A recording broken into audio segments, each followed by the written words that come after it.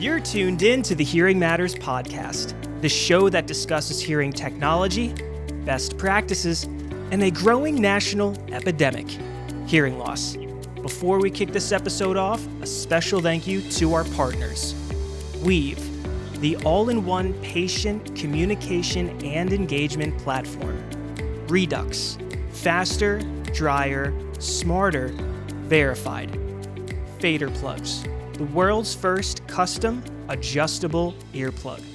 Welcome back to another Hearing Matters podcast episode, and joining us today, we have Gael Hannan. Gael is a hearing loss advocate, writer, speaker, and she has quite the sense of humor. Gael, welcome to the Hearing Matters podcast. So happy to have you on the show.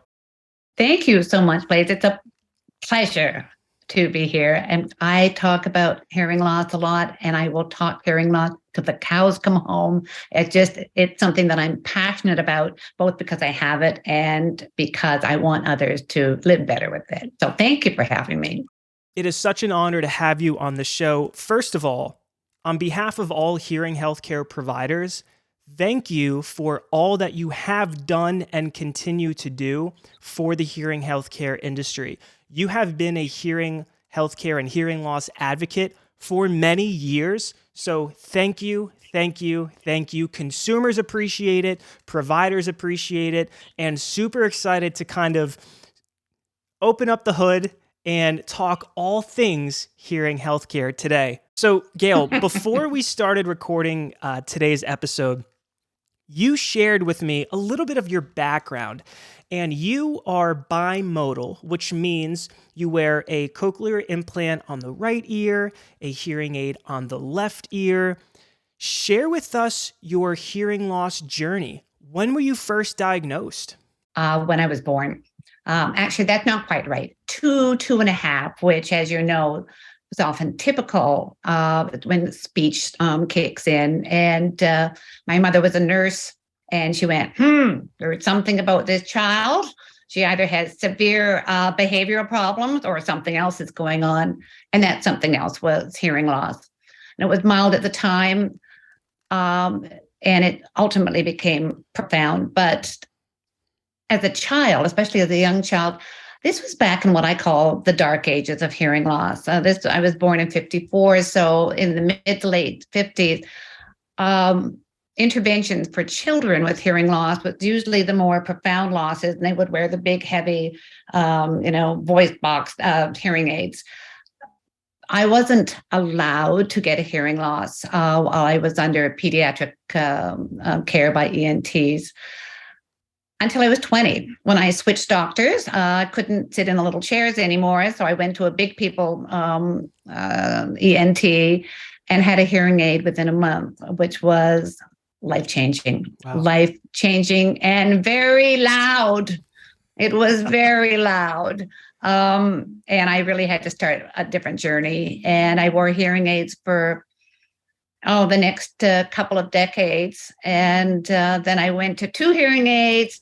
And then it was only 6 years ago yesterday, that I got a cochlear implant on one side. So been there, done that, all sorts of technology. What comes to my mind when you share with me that you waited and had to wait so long to be fit with hearing technology. And when we talk about being diagnosed with hearing loss as a child, this can often affect speech and language development. Was that true in your case? Yes, but not to as severe as perhaps some others, because it was mild as a child and moderate as a teenager, and then started declining more in my 20s. So what it was for me was the sibilant sound, this and the and things that were too high for me to hear. So I didn't pronounce them correctly. And it really wasn't until I was in my 20s that I learned that pizza I was always saying pizza. So then I learned it kind of had a T in it, pizza. I drove one, she goes, I can't stand it anymore. It's pizza. Say pizza. But these are the things I didn't hear. So of course, when I got hearing aids, I started to hear better. So I spoke better. And progressively as my hearing got worse, my hearing technology got better and my speech got better. And in fact, when I went bilateral hearing aids at the age of 40. My background is in theater, and I was doing a play, and my friend said, "Oh my gosh, your speech is that much better." And I said, "How bad was it?" I mean, I'm on stage. I don't want to be, and that has continued. And getting the cochlear implant on my right side, which gave me those high frequencies, and hearing you make those beautiful, crisp sounds of speech, the things that were challenging for me to hear. You were fit in your mid-20s, you had said? Yeah, 2021, yeah. 2021. Okay, so early 20s, and the hearing technology opened up a whole new hearing world for you. Why do you think you were so successful with your hearing technology out of the gate as compared to some individuals today who still have difficulty acclimating to their new hearing aids and to their new hearing world? Was it mindset? What do you think went into that? Well, I have to be honest with you. I wasn't that successful getting out of the gate. Even though I wanted a hearing aid, once I got it, the reality was quite different. I mean, I was in my early 20s.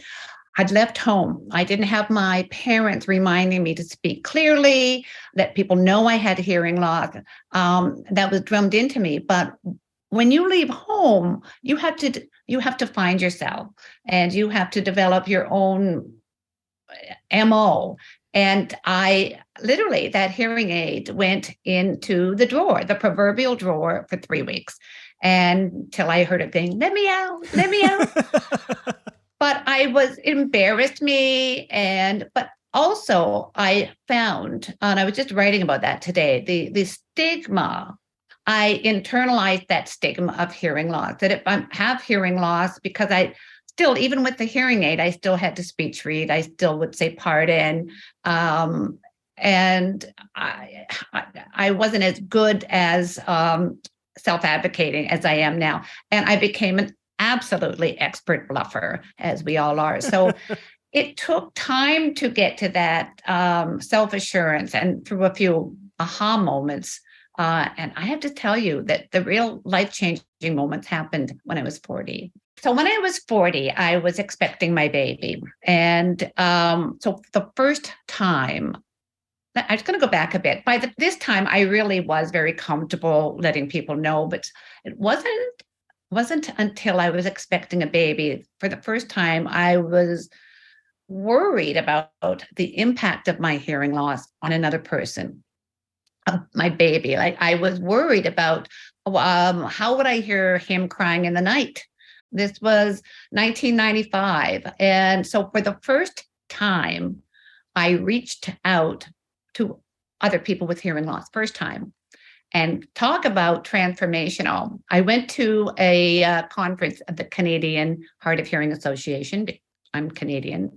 And I walked in that conference one person, and I walked out another.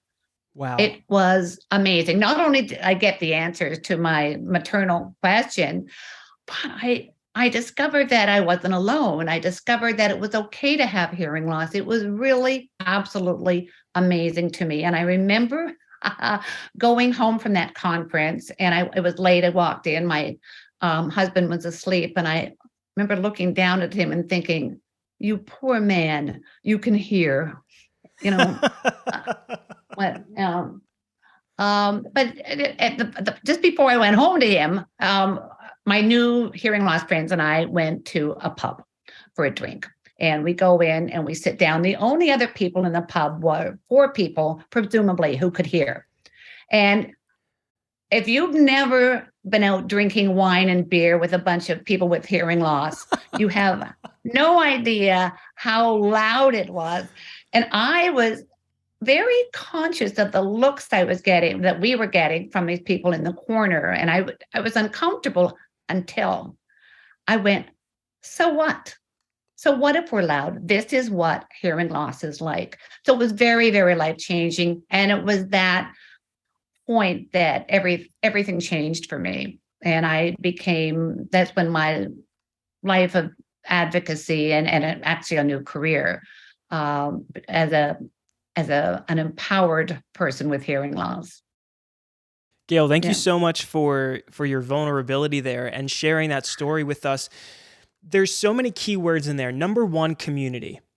And what is so amazing about today's day and age is look at us right now. We're connected through Zoom. We're recording a podcast and we're part of the hearing healthcare community. Now, the deaf and hard of hearing community, they have platforms today to stay connected, like Facebook, like Instagram and LinkedIn, and how these tools and these resources have been able to empower these patients, but also the parents of children who are just diagnosed with hearing loss. It's incredible. It's amazing because and that's really one of the reasons that got me launched on this, because I at the time, remember, it was the mid-90s, hearing hearing technology was exploding then. You might be too young. It was to know that. the digital age, if you will, going from Yes. analog to digital. Yes. Yes. And so it was just exploding. But how information came to consumers was still, I remember going to at this conference, which was life changing. But honestly, it was like, well, hearing loss, this is what an ear looks like. This is what a cochlea is. This is what, and you might get depressed. You might be suicidal. I'm going, oh my God, there's got to be a better way to talk. I'm over dramatizing it a bit, but there wasn't tons of information. And it was really, online was not really there at the time being. And there were a couple of books that were too technical. So I started creating content that involved humor and drama. I created a one-woman show called Unheard Voices. And everything for me in the past 25 years has been about making the impact of hearing loss clear and understandable, and how to live better with your hearing loss. So I use in my work, I use drama, I use comedy, created presentations and programs, started writing books, which we can get into, delivering the information in a way that make people go, oh, I get it, I understand it, and oh my gosh, that's exactly how I feel. Mm-hmm. And that is such an empowering thing. So, with maybe your patients have met each other, or you connected them with the community. What a difference. Gail, it reminds me, so in 2018, I believe it was, at the private practice at Audiology Services, we hosted a patient appreciation event, and we had over 100 of our patients come to the event. It was at Martin Guitar, the factory, because our office is in Nazareth, Pennsylvania.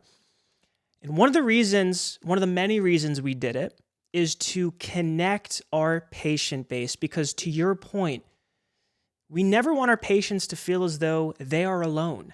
There are other individuals who also present with hearing loss, and to have them congregate in the same room, share their story, say, oh, wow, you wear X, Y, and Z hearing aids. I do too. What do you like most about them? Where do you think they can improve? Or just the culture. I think that's the word, culture, a common set of values and beliefs. And that was such an empowering experience. And we did it the following year as well. Unfortunately, COVID hit then in 2020, but to see the patient appreciation grow, the event grow, that's why I love working with patients who present with hearing loss. It's the culture. It's being able to connect them with other individuals and say, you know what, you are not alone.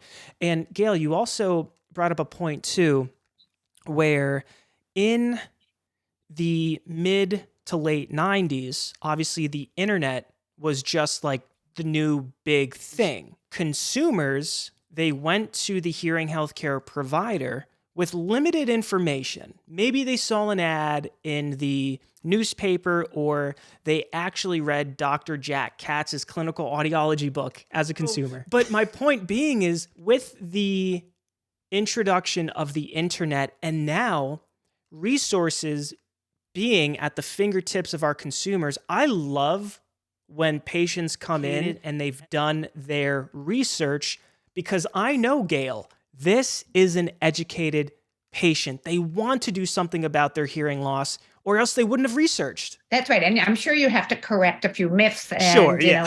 sort of recalibrate some expectations and things. And that's great. Very involved on Facebook, usually just on hearing loss things.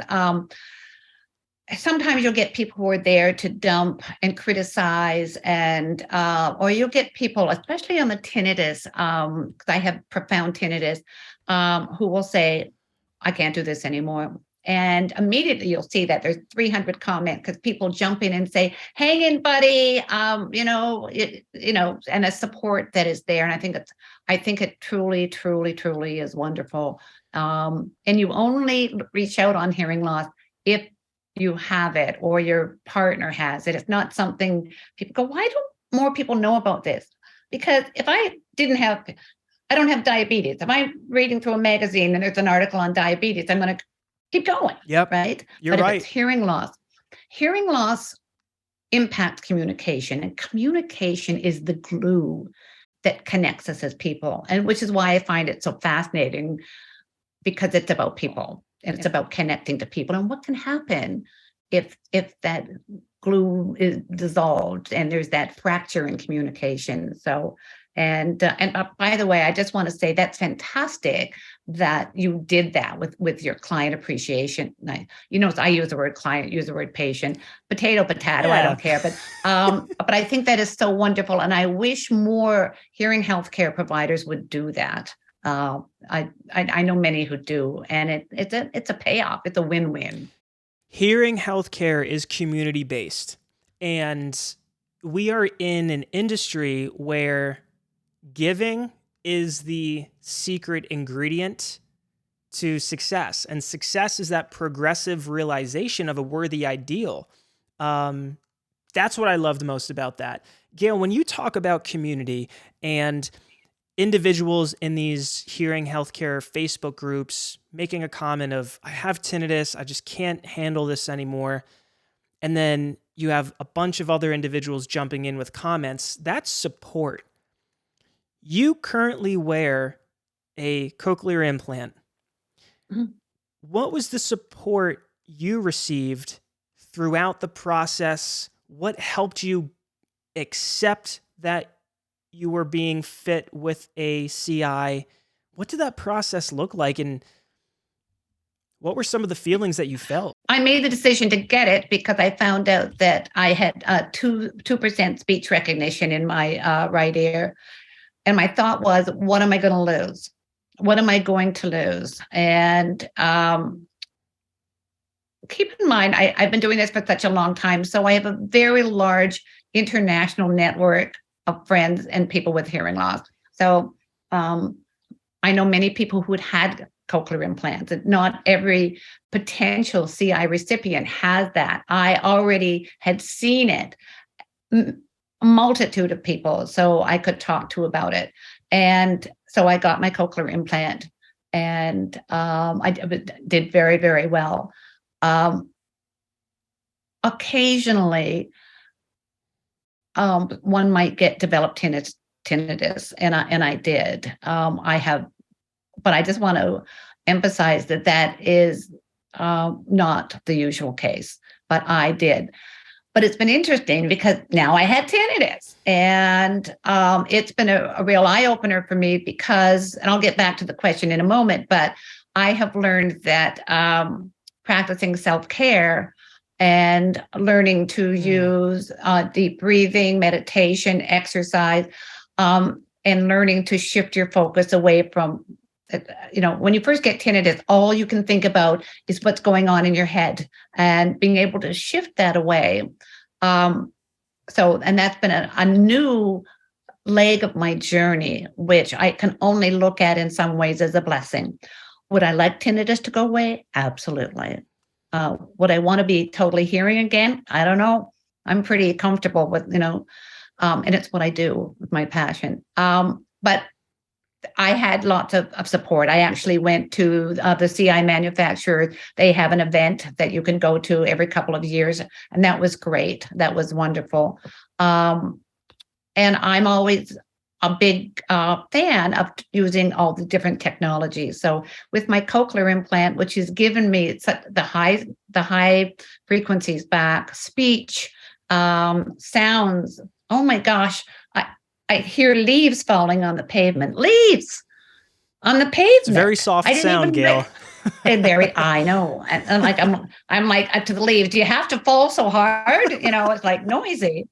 But it's given me balance in what I hear. It's been very exciting. And I'm streaming right now. So as I'm talking to you, the sound is coming through my sound processor and my hearing aid right into my head. It's wonderful. So, and it's making this interview that much clearer. It really is. This auditory loop is perfect. So testament to the technology. I haven't said pardon once, have I? You have not. No, ma'am. Okay. All right. But it's okay to say pardon. I love and admire so much the fact that you have taken your hearing loss and have made it a hearing gain, not only for yourself, but most importantly, other individuals out there. You have written 2 books.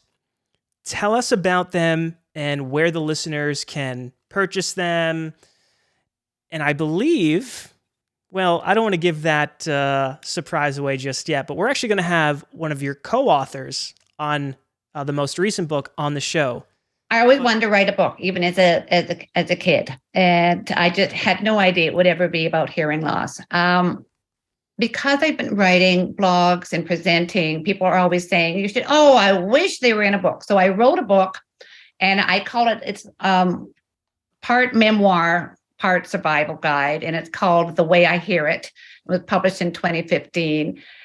And you know what? It's a really good book. I looked through it time and time again. Yeah. Go, Gail. I love it. Yes. I think we're on video, but this is the book, The Way I Hear It. Yes. And everything I know about hearing loss is in here, except it was before the cochlear implant. And that was great. So the book's been great. And it's available online. It's not available in bookstores, but like so many people order online. So any online bookstore, Amazon, anywhere. But I knew I wanted to write another book. So many memoirs have come out, great ones. It's wonderful. But I felt that people really needed a return to strategies and strategies on like technical strategies.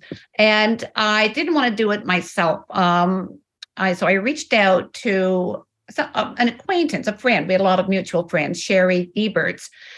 Shari's very about tips and tricks. That's what she does. She's very organized. I'm not.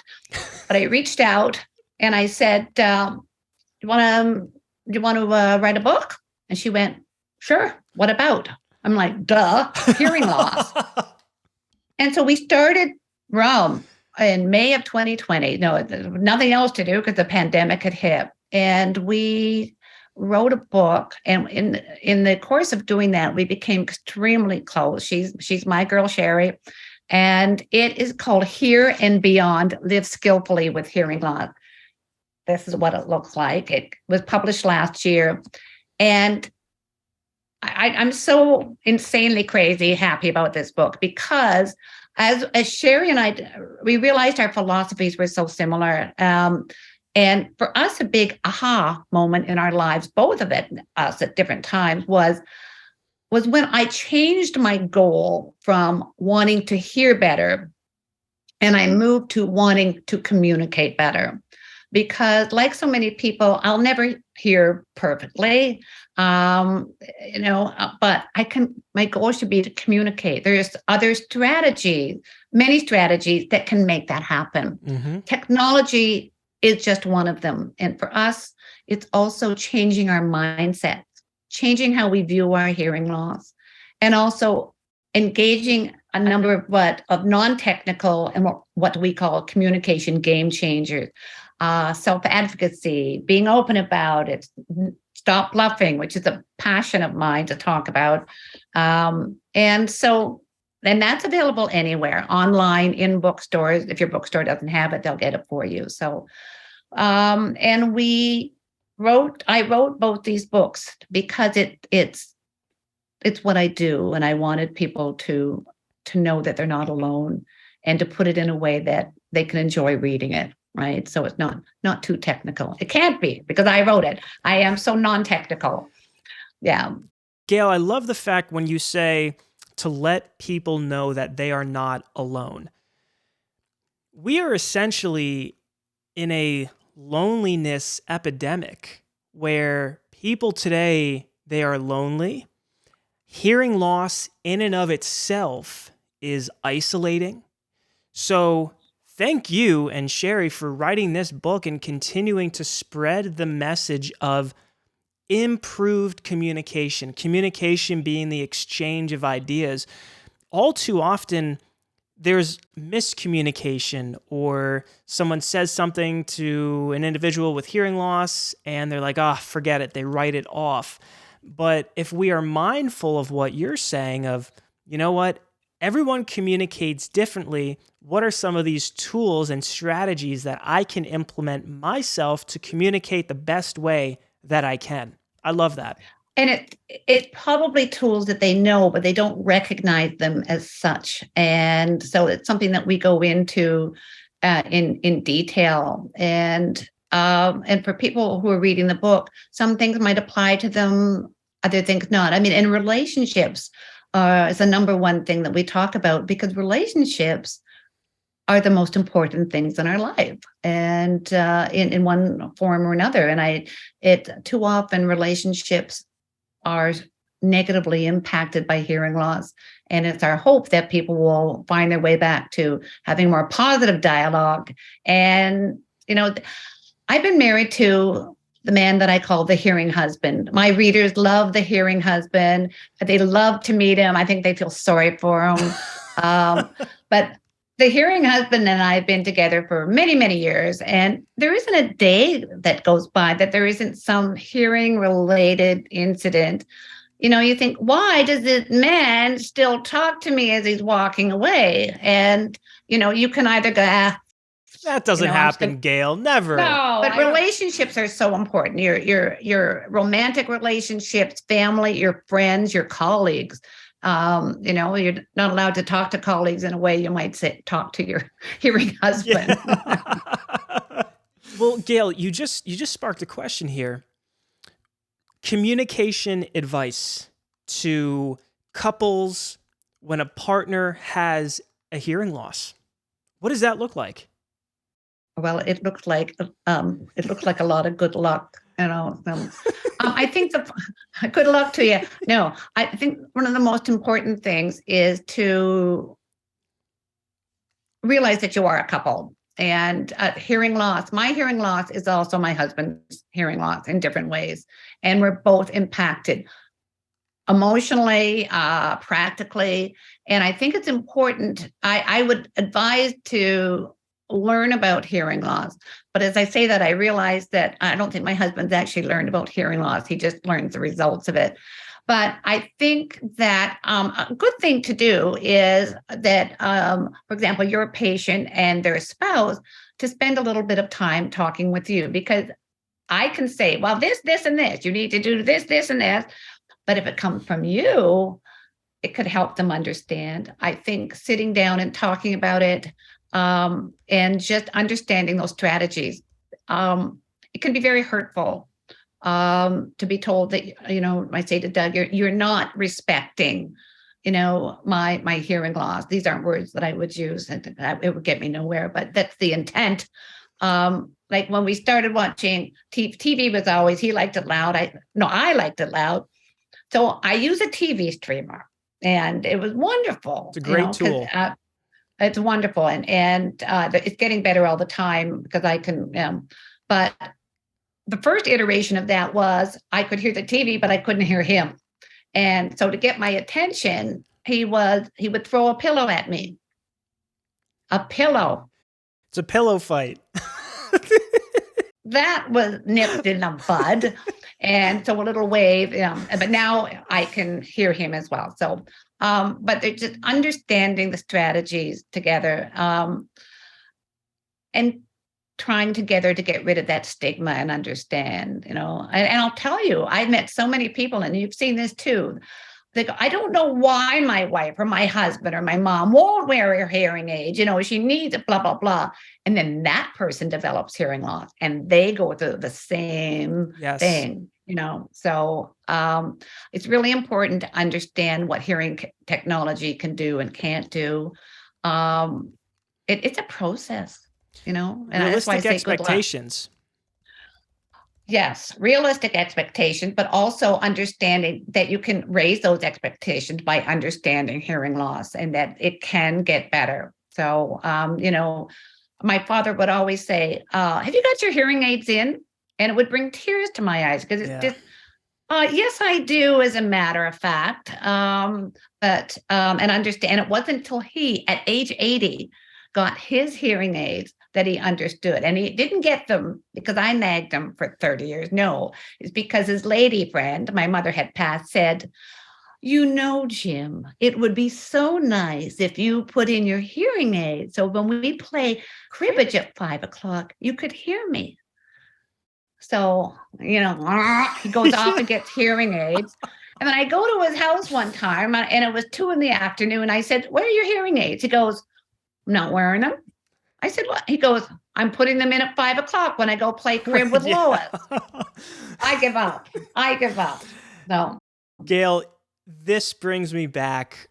Number one, obviously loved fitting patients with hearing technology. I'm not practicing as much right now currently. One day I'm going to get back on the saddle. But 5 years of fitting hearing technology and working not only with the patient, but their spouse. And I was taking notes here when you were talking. Whenever we had patients make an appointment, we always asked them, please bring your spouse or a friend or a third party with you to the appointment. And here's why. You cannot see the picture when you are in the frame. And who is their most common communication partner? Oftentimes it's either a husband or a wife. And when the spouse would attend this appointment, Gail, I would always ask, let's just say the patient in to have their hearing tested is Jennifer and her husband's name is Bob. I'd say, Mr. Smith, what would you like to accomplish at today's appointment? Because that husband plays an essential role in our treatment and our evaluation, and they are one. They are partners. They are spouse. Like, that is so important to bring the spouse or friend or partner, whoever, on the journey with the patient, because that's who they talk to most often. You should be every person's hearing care professional. Well, thank you, Gail. Maybe one day.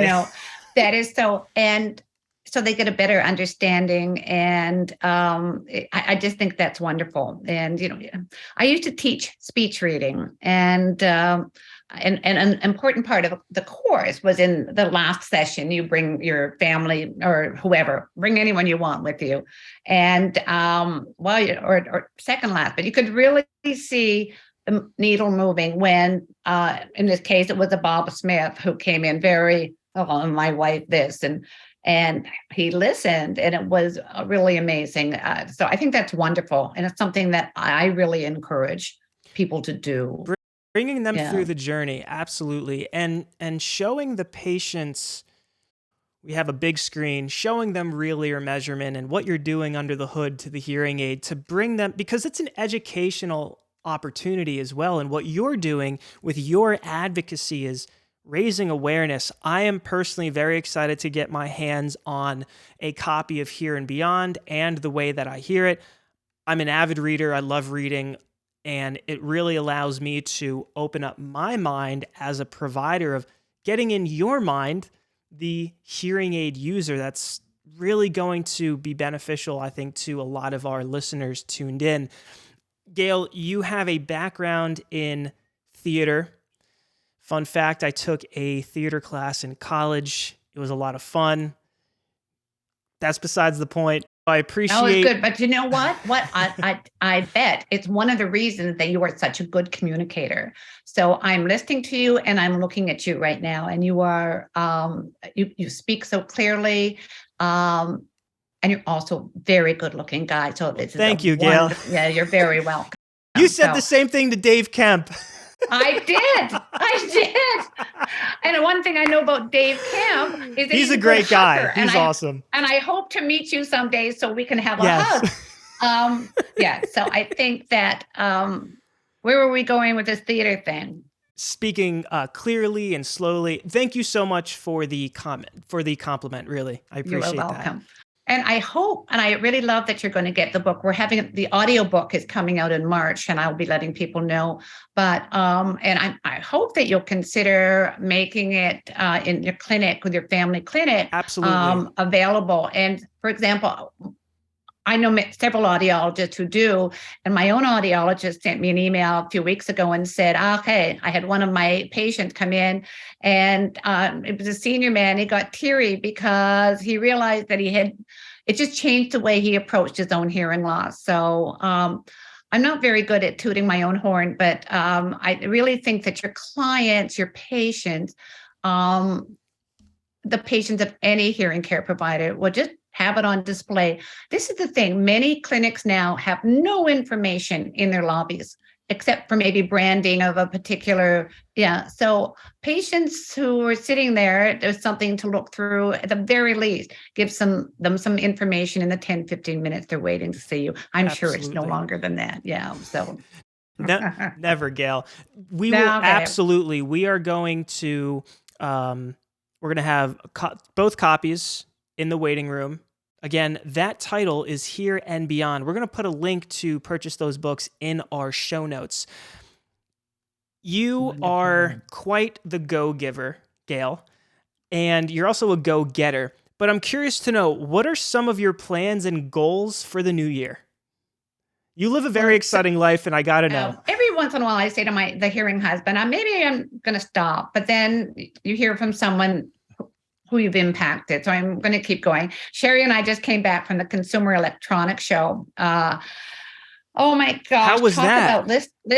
About cognitive overload, but it was really amazing. We've got, we're both doing some podcasts. We're giving presentations. I'm going to be in Pennsylvania, where I know you aren't anymore, but the Hearing Loss Association state organization is holding a conference that I'll be the keynote at. We'll be in HLAA in New Orleans. We do a lot of speaking at hearing care provider conferences. So please invite us, because we're very good speakers. We're a lot of fun, and we've got a really strong message to deliver to hearing care providers as well. I'm continuing writing. I write weekly blogs for 11 years for hearinghealthmatters.org. Thank you. And just don't stop. I am passionate about hearing loss, and I want people to live with it in a way that it doesn't jar their life, but they can manage it. And when you take charge of your own hearing loss, the results are phenomenal. So, and what taking charge means that they will still come to you because they need you. I've often written about that client-provider relationship, and you need that person and in your life, but you also, there's so much you can do by these other strategies. So I'm just going to keep doing that. So we have lots of stuff coming up, and I have a website that I only recently got, gaelhannan.com. I ignored it for a few years, but I'm back on it. So, but really, the books should do it. Gael, thank you so much for joining us on the Hearing Matters podcast. You're tuned in to the Hearing Matters podcast, the show that discusses hearing technology, best practices, and a growing national epidemic, hearing loss. Today, we had Gael Hannan. She is a renowned humorist, author, and speaker on hearing loss issues. To learn more about Gael, visit gaelhannan.com or visit the link in our show notes. Until next time, hear life's story.